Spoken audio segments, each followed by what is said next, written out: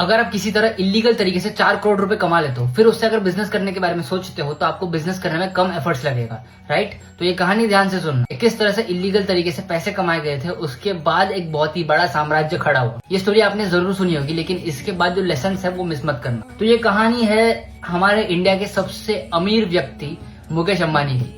Actually में ये उनके फादर की। तो धीरूभाई अंबानी जब 1958 में यमन से इंडिया लौट रहे थे, तब उन्होंने यमन में 4 लाख रुपए इलीगली कमा लिए थे। और 4 लाख रुपए आज के डेट का, यानी 1958 का 4 लाख रुपए आज के डेट का 4 करोड़ रुपए थे।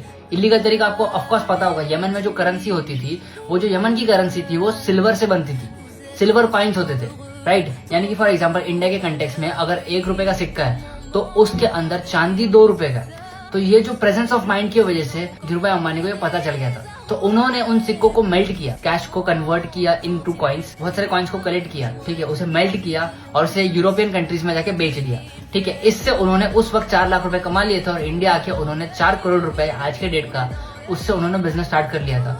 और जिसकी वजह से उन्हें अर्ली सक्सेस मिल गई, राइट। तो इसमें सीखने वाली बात क्या है? प्रेजेंस ऑफ माइंड, ठीक है। उनके अंदर जो प्रेजेंस ऑफ माइंड था चीजों को अच्छे से ऑब्जर्व करने की।